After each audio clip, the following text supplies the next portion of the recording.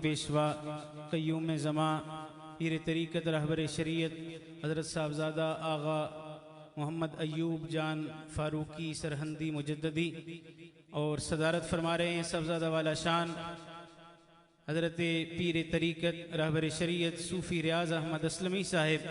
میں بلا تاخیر دعوت خطاب پیش کروں گا۔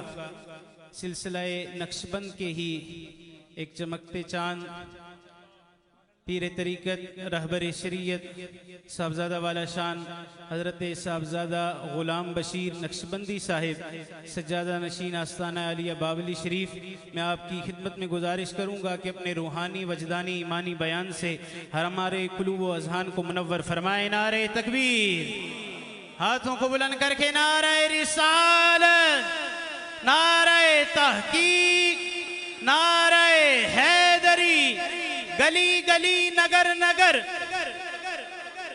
گلی گلی نگر نگر، دربار عالیہ شادپور شریف، صدائے شادپور شریف۔ اللہ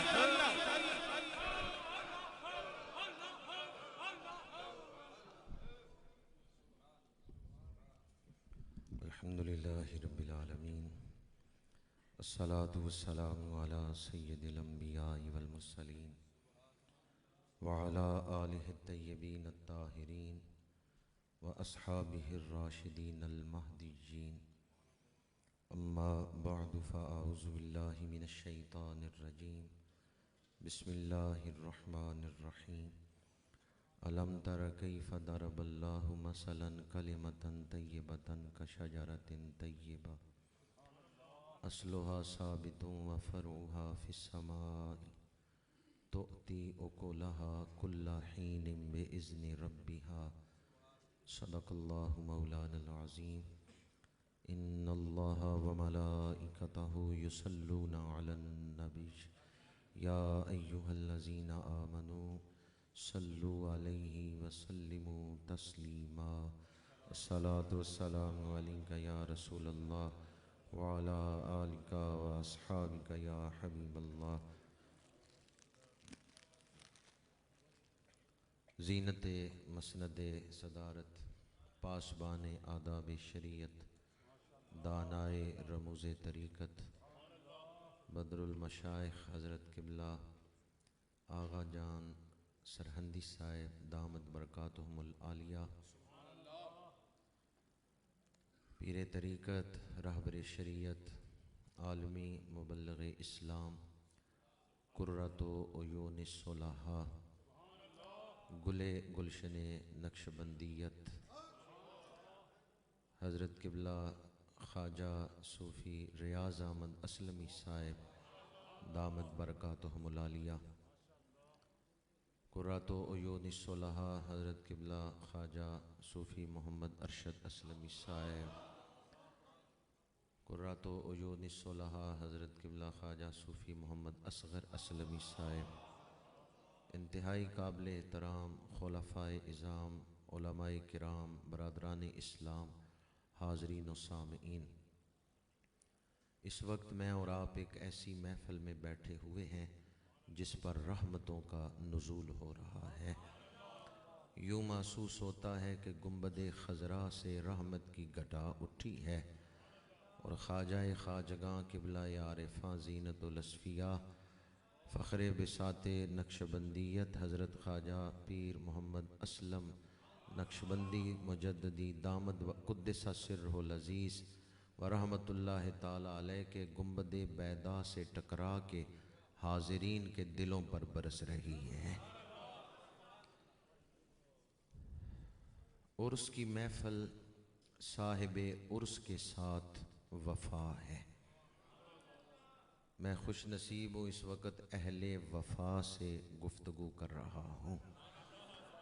بیٹا باپ کی قبر پہ جائے وہ اپنے باپ سے وفا کر رہا ہے، شاگرد استاد کی قبر پہ حاضری دے وہ اپنے استاد سے وفا کر رہا ہے، مرید مرشد کے مزار پہ حاضری دے وہ اپنے مرشد سے وفا کر رہا ہے۔ حضرت سیدنا بلال حبشی تاجدار عشق و مستی، حضرت بلال حبشی رضی اللہ تعالیٰ عنہ حضور کے وصال پاک کے بعد مدینہ منورہ سے ہجرت کر گئے ملک شام۔ کچھ عرصے بعد خواب میں میرے آقا کریم کی زیارت ہوئی اور آپ نے بلایا کہ بلال آؤ میرے روزے پہ حاضری دو، لیکن کن لفظوں سے بلایا؟ ما ہاذہ الجفوۃ یا بلال، بلال یہ کیا بے وفائی ہے، اتنا عرصہ ہوا تو میرے روزے پہ نہیں آیا۔ حضرت بلال حبشی اٹھتے ہیں، روتے جا رہے ہیں، تیاری کر رہے ہیں۔ گھر والے کہتے ہیں یہ راتوں رات کہاں جانے کی تیاری کر لی؟ بلال حبشی کہتے ہیں مجھے میرے آقا نے بلایا ہے، جس رات دیدار ہوا اسی رات تیاری کر کے گھر سے نکلے تو نکلتے ہوئے زبان پہ الفاظ کیا ہیں؟ یا رسول اللہ بلال بے وفا نہیں ہے، بلال آپ کے روزے پر حاضری کے لیے آ رہا ہے۔ حاضری روزے پہ دے رہے ہیں، وفا روزے والے کے ساتھ ہو رہی ہے۔ روزے پہ حاضری دینا یہ روزے والوں کے ساتھ وفا ہے۔ اس لیے کہ میرے آقا کریم نے جب حضرت بلال کو بلایا تو ان لفظوں کے ساتھ بلایا، ما ہاذہ الجفوۃ یا بلال، بلال یہ کیا بے وفائی ہے۔ صوفی باصفا، زینت الاصفیاء، مظہر الطاف مشائخ نقشبند حضرت قبلہ خواجہ بدر الدین سرہندی رحمت اللہ تعالی علیہ، آپ نے حضرات القدس میں ارشاد فرمایا ہے کہ جب تم کسی روزے پہ حاضری دیتے ہو، اللہ والے کے مزار پہ حاضری دیتے ہو، تمہیں محسوس ہو یا نہ ہو، صاحب مزار تمہارے دل میں کوئی تحفہ رکھ دیتے ہیں۔ تمہیں محسوس ہو یا نہ ہو، یعنی طالب کیفیات نہ بنو، طالب رضائے الہی بنو۔ بعض لوگ حاضری دیتے ہیں، کہتے ہیں آج بڑا مزہ آیا روزے پہ حاضری دینے کا، آج مزہ نہیں آیا۔ حضرت خواجہ صاحب فرماتے ہیں طالب کیفیات نہ بنو، طالب رضائے مولا بنو۔ تمہیں محسوس ہو یا نہ محسوس ہو، اللہ والے اپنے روزے سے خالی نہیں لوٹاتے۔ جو بھی اہل اللہ کے مزار پہ حاضری دیتا ہے، صاحب مزار اس کے دل میں، اس کی روح میں کوئی تحفہ رکھ دیتے ہیں۔ جب اس دنیا سے واپسی ہوگی، آنکھیں بند ہوں گی، روح نکلے گی، اس وقت پتا چلے گا اس حاضری سے مجھے کیا کچھ ملا ہے۔ جب روح عالم برزخ کی طرف چلے گی، پھر پتا چلے گا اہل اللہ کے مزارات پر حاضری سے مجھے کیا تحفے ملے ہیں۔ تیسری بات عرض کر رہا ہوں، معراج شریف کا مہینہ ہے، زمینی سیر میں معراج کی رات میرے آقا کریم نے 10 نفل ادا فرمائے ہیں۔ جو مسجد حرام سے مسجد اقصی تک حضور نے سیر فرمائی، زمینی سیر، کتنے نفل پڑے ہیں؟ 2 نفل مسجد حرام میں، 2 مدینہ منورہ، 2 حضرت شعیب علیہ السلام کے مکان پر۔ مسند بازار میں ہے 2 نفل حضرت عیسیٰ کی جائے ولادت بیت اللحم جا کے پڑھے، اور 2 نفل مسجد اقصی میں۔ اب مسجد اقصی میں اور مسجد حرام میں جو نوافل پڑھے، ان کی تو سمجھ آتی ہے کہ حضور مسجد میں تشریف لائے نوافل پڑھے، لیکن حضرت شعیب علیہ السلام کے مکان پر جا کے نفل کیوں پڑھے ہیں؟ بیت اللحم جا کے نفل کیوں پڑھے ہیں؟ حدیث معراج سے پتا چلتا ہے میرے آقا کریم نے امت کو تعلیم دی ہے، جس جگہ کو اہل اللہ کے ساتھ نسبت ہو جائے، جب اس جگہ پہ جاؤ تو شکرانے کے نفل ادا کرو۔ حضور تشریف لے گئے تو اس جگہ کی برکتوں میں اضافہ ہو گیا، نعمتیں بانٹتا جس سمت وہ ذیشان گیا، ساتھ ہی منشی رحمت کا قلم دان گیا۔ لیکن نوافل پڑھ کے امت کو تعلیم دی ہے، جس جگہ کو اللہ والوں کے ساتھ نسبت ہو، جس جگہ کو اہل اللہ کے ساتھ نسبت ہو، جب اس جگہ پہ حاضری ہو تو شکرانے کے نفل ادا کرو۔ ایک بزرگ قادسیہ کے میدان میں گئے تو زمین کو چومنے لگے۔ رفقائے سفر نے پوچھا یہ قادسیہ کا میدان ہے، آپ زمین کیوں چوم رہے ہیں؟ انہوں نے کہا اس میدان نے صحابہ کے گھوڑوں کے قدم چومے ہیں، میں اس لیے اس زمین کو چوم رہا ہوں کہ اس زمین نے صحابہ کے گھوڑوں کے قدم چومے ہیں۔ آج میں اور آپ جس جگہ پہ بیٹھے ہوئے ہیں، اس زمین نے بھی کسی اللہ والے کے قدم چومے ہیں، اس زمین نے کسی اللہ والے کی پیشانی کو بھی چوما ہے، وہ یہاں سجدے بھی دیتے رہے، مسجد میں نمازیں بھی ادا کرتے رہے۔ اور اس زمین میں ایک اللہ والے تشریف فرما ہے. اہل اللہ کے مزارات گوجرا شریف ادھر چنیوٹ کے علاقہ میں ہے. وہاں ایک بزرگ گزرے ہیں حضرت قبلہ خواجہ صوفی غلام حیدر نقشبندی مجدی رحمۃ اللہ تعالیٰ علیہ. بڑے صاحب کشف تھے. وہ فرماتے ہیں جہاں کسی نقشبندی نسبت والے کی قبر ہو 40 ہاتھ چاروں طرف نور برستا ہے. خلیفہ نہ ہو، مجاز صاحب مجاز نہیں، صرف نقشبندی نسبت لے کے دنیا سے گیا ہے تو اس کی قبر کے چاروں طرف رحمتیں برستی ہیں. تو جو ہزاروں دلوں کو بدل کے گئے ہوں، جو چہروں کو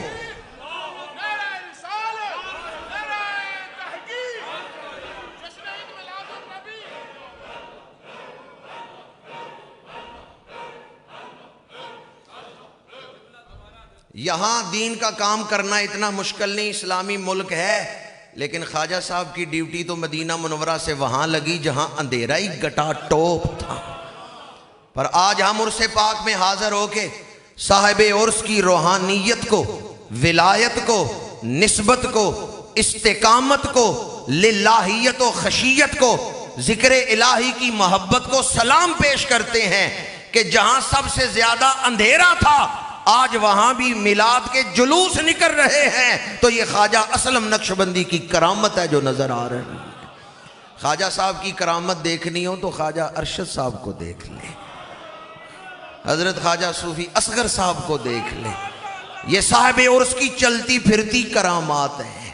ایسا رنگ چڑھایا ان پر صاحب عرس نے کہ اب یہ لوگوں کے دلوں پہ رنگ چڑھا رہے ہیں.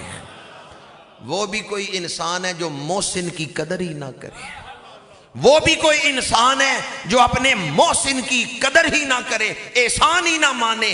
عرس کی محفل اعتراف ہے. اے صاحب عرس، ہم آپ کی عظمت کو سلام پیش کرتے ہیں. آپ نے ان دلوں پہ محبت رسول کا رنگ چڑھا دیا ہے.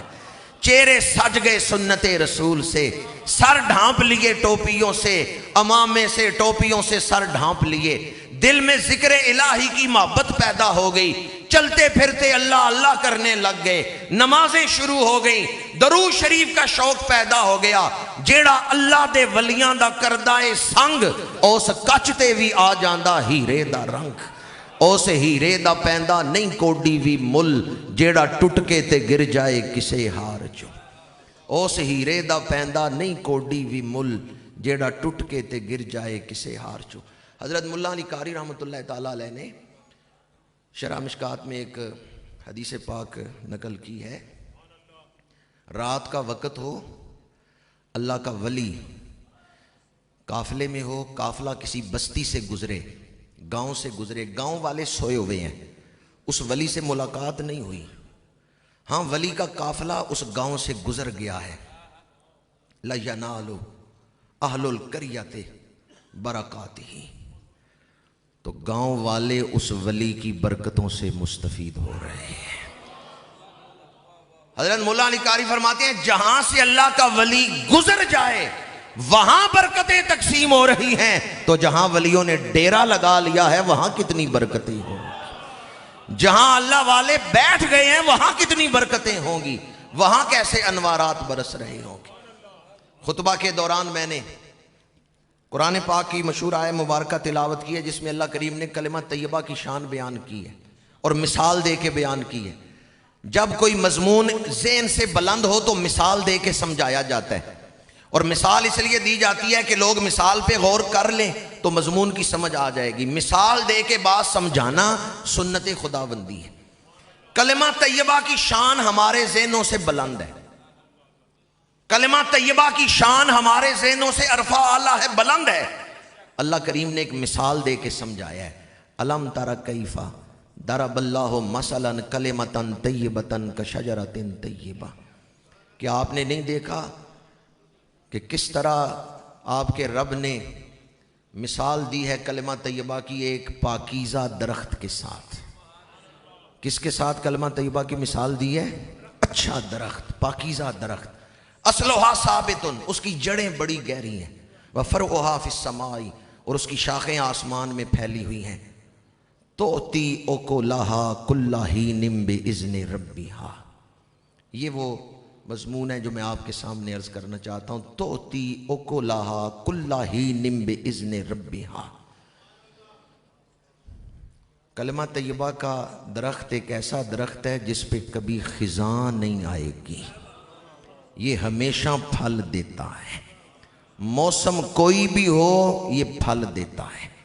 اقبال نے اسی کا ترجمہ کرتے ہوئے کہا یہ نغمہ فصل گل و لالا کا نہیں پابند، بہار ہو کے خزاں، بہار ہو کے خزاں، لا الہ الا اللہ. توتی اکلہا کل حین باذن ربہا. فرمایا کلمہ طیبہ کا درخت ایسا ہے جو ہمیشہ پھل دیتا ہے، کبھی اس پہ خزاں نہیں آتی. اللہ کریم نے مثال دی ہے پاکیزہ درخت کے ساتھ. زمین سے فصل لینے کے لیے 3 چیزیں ضروری ہیں. سب سے پہلی چیز تو یہ ہے کہ بیج اعلیٰ ہو، بیج ردی نہ ہو، گھٹیا نہ ہو، بیج اعلیٰ ہو.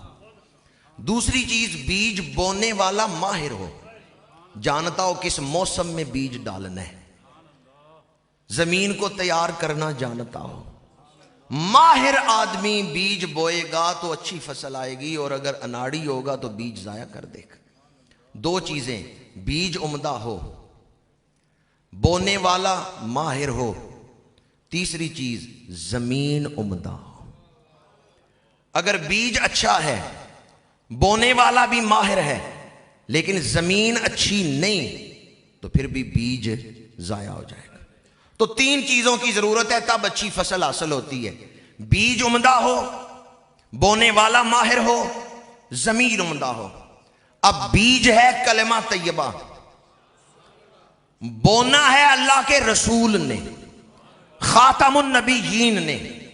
بیج بڑا اعلیٰ ہے، اور جنہوں نے دلوں کی زمین میں یہ بیج ڈالنا ہے ان کی شان کیا ہے؟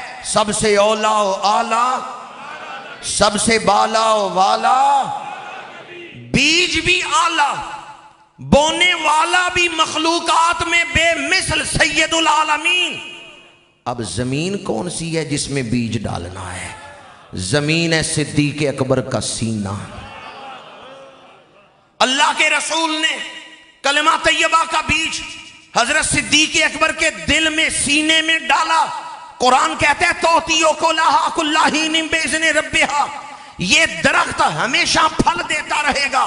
جو بیج صدیق اکبر کے سینے میں اللہ کے رسول نے ڈالا تھا اس سے پھل مل رہا ہے حضرت سلمان فارسی کی شخصیت کو، اس سے پھل ملا حضرت خواجہ قاسم کی شخصیت کو، ان سے پھل ملا حضرت امام جعفر صادق کو، ان سے پھل ملا حضرت باجزید بستامی کو، ان سے پھل ملا حضرت خواجہ ابو الحسن خرقانی کو، ان سے پھل ملا حضرت خواجہ ابو علی فارمیدی کو، ان سے پھل ملا حضرت خواجہ ابو یوسف ہمدانوی کو، ان سے پھل ملا حضرت خواجہ عبد الخالق اجدوانی کو، ان سے پھل ملا حضرت خواجہ محمد عارف ریو گری کو، ان سے پھل ملا حضرت خواجہ محمود فغنوی کو.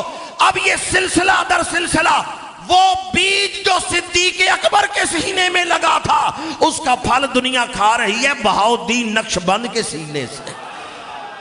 پھر آگے وہ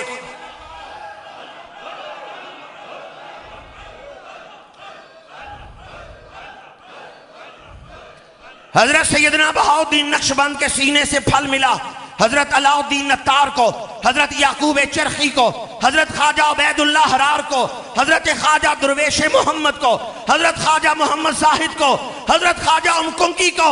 اور پھر وہ پھل، وہ درخت جو صدیق اکبر کے سینے سے نکلا تھا، جو بیج رسول اللہ نے ابو بکر کے سینے میں لگایا تھا، اس کا پھل دنیا کھا رہی ہے خواجہ باقی باللہ کے سینے سے. اور خواجہ باقی باللہ کے سینے سے مدینہ منورہ سے چلنے والا فیض دنیا کو نصیب ہو رہا ہے سرہند شریف کی سرزمین سے.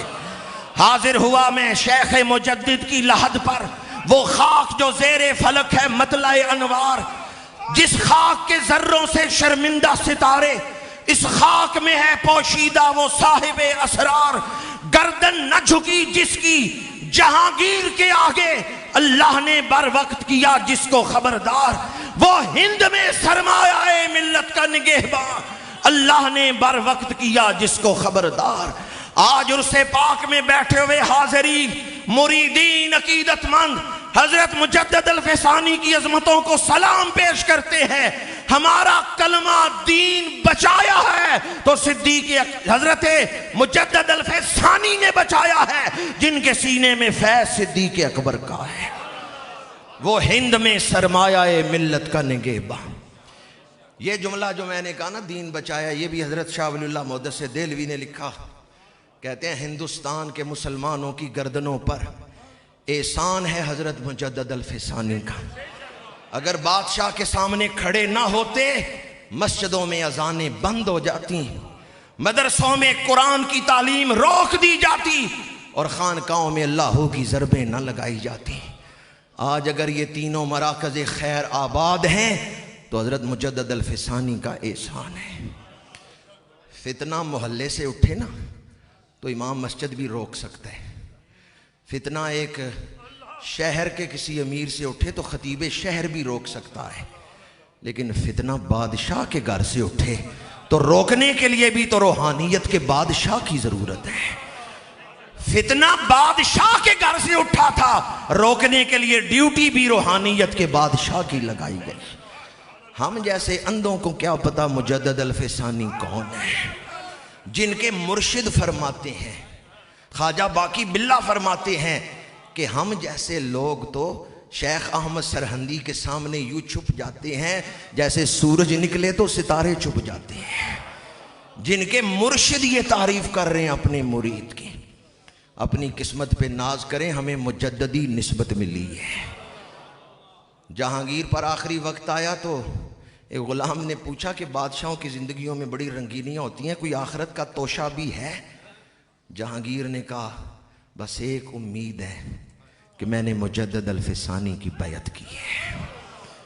یہ نسبت پر ہی مجھے آسرا ہے. حضور کی حدیث پاک ہے المرء مع من احبہ. آدمی دنیا میں جس سے محبت کرتا ہے قیامت کے دن اسی کے ساتھ ہوگا. حب درویشاں کلید جنت است، دشمن ایشاں سزائے لعنت است.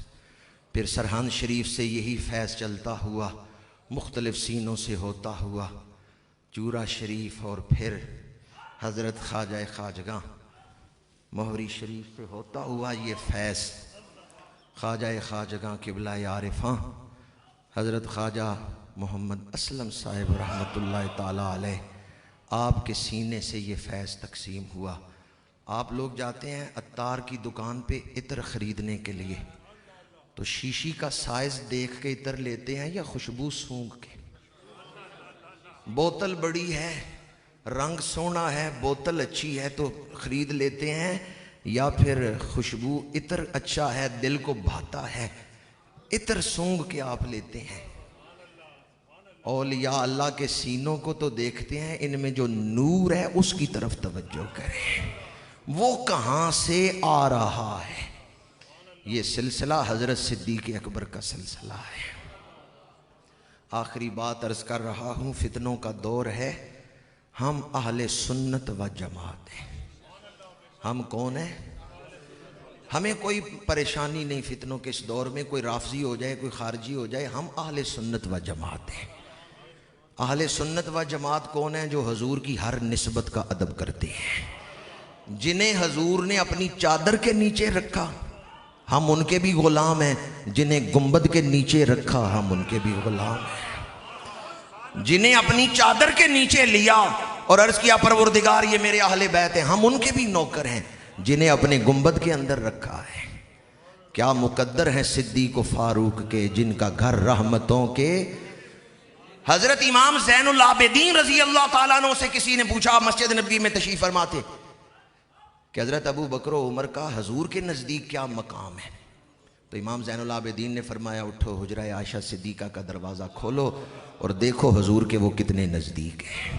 جو آج ان کا مقام ہے یہی حضور کی بارگاہ میں ان کا مقام ہے، بلا فصل حضور کے ساتھ ہے. ایک جملہ آپ اکثر سنتے ہیں، بڑے سے بڑا ولی ساری زندگی عبادت کر لے صحابی نہیں بن سکتا. ایک اس سے آگے سن لیں، جس طرح اولیاء ساری زندگی عبادت کرتے رہے صحابی نہیں بن سکتے، اس طرح سارے صحابہ جتنی مرضی عبادت کر لیں صدیق اکبر نہیں بن سکتے. اولیاء کے لیے صحابی بننا مشکل ہے، صحابہ کے لیے صدیق اکبر بننا مشکل ہے۔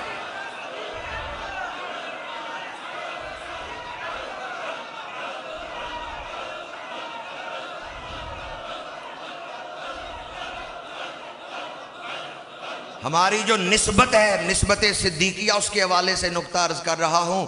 ثانی اثنین اذ ہما فی الغار اذ یقول لصاحبہ لا تحزن ان اللہ معنا، فرمایا ابو بکر نہ گھبراؤ، اللہ،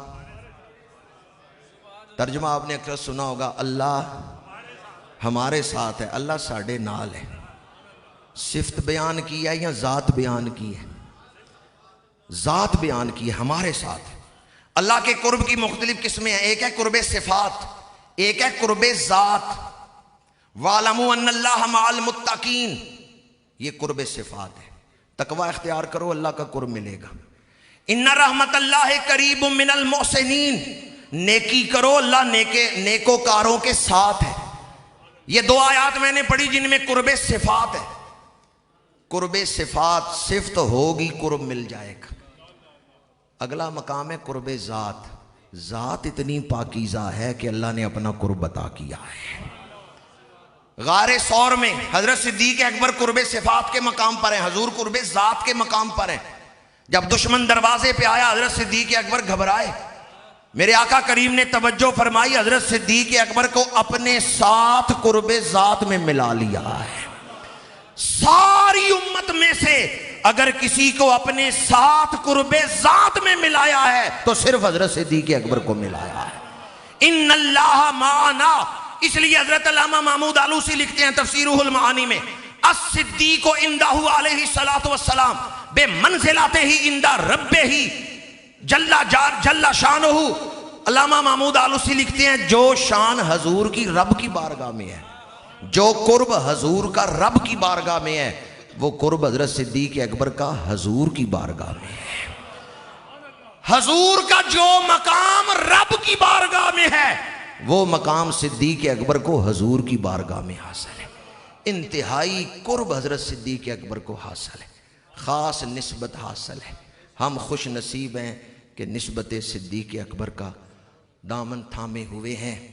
ویسے سارے سلسلوں میں آپ کی اولاد موجود ہے، سب سلسلوں میں۔ سلسلہ سوروردی تو مشہور ہی آپ کی اولاد کے نام سے ہے۔ شیخ شہاب الدین سوروردی کون ہے؟ ان کی رگوں میں حضرت صدیق اکبر کا خون ہے۔ پاکستان میں چشتی سلسلہ آیا ہے تو شاہ کلیم اللہ جہاں آبادی کے ذریعے سے آیا ہے، اور شاہ کلیم اللہ جہاں آبادی کی رگوں میں صدیق اکبر کا خون ہے۔ میں ان الفاظ پر ہی گفتگو کو سمیٹتا ہوں۔ اللہ تعالیٰ اس آستانہ عالیہ کا فیض صبح قیامت تک لوگوں کو حاصل کرنے کی توفیق عطا فرمائے۔ اللہ حاضرین کو اس قابل بنائے کہ مشائخ کا فیض حاصل کر سکے۔ وہ تو فیض لٹا رہے ہیں، اللہ ہمیں فیض حاصل کرنے کے لائق بنائے، اللہ ہمیں فیض حاصل کرنے کے قابل بنائے۔ وآخر دعوانا ان الحمدللہ رب العالمین۔ ماشاءاللہ، میں منقبت امام ربانی پیش کرنے کے لیے دعوت دیتا ہوں صوفی معاذ غفور صاحب کو کہ وہ تشریف لائیں اور